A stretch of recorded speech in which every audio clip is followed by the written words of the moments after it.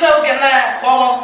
ஒரு மாநில கட்சி எதிர்கட்சியாக கூட இல்லை, பாரதிய ஜனதா கட்சி எதிர்கட்சியாக வருமா என்றால் ஒரு காலத்தில் இங்கே வருவதற்கு வாய்ப்பே இல்லை. அவர் இங்கே கொக்கரிக்கிறார். என்ன காரணம்?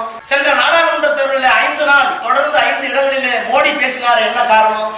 பிஜேபிக்கு இங்கே எவ்வளவு செல்வாக்கு இருக்கிறது என்று உளவுத்துறை தன் கையிலே வைத்திருக்கிற அமித்ஷாவுக்கு தெரியும், பிரதமருக்கு தெரியும். ஆனால் நாடாளுமன்ற தேர்தலுக்கு 5 முறை வருகிறார். என்னுடைய நீலகிரிக்கு தனியாக 2 நாள் வருகிறார். இப்போது அமித்ஷா சொல்லுகிறார், டெல்லியிலே ஆட்சியை மாற்றிவிட்டோம், அரவிந்த் கெஜ்ரிவால் போய்விட்டார். ஹரியானாவிலே எங்களுடைய ஆட்சி வந்து விட்டது, அவர்களை தூக்கி எறிந்து விட்டோம். மகாராஷ்டிராவில் எறிந்து விட்டோம், அடுத்த இலக்கு தமிழ்நாடு தான் என்று சொல்கிறார். என்ன காரணம்? அவர்களுக்கு எது உறுத்துகிறது? அவருடைய படையெடுப்பு எல்லா வட மாநிலங்களையும் செல்லுபடியாகிறது.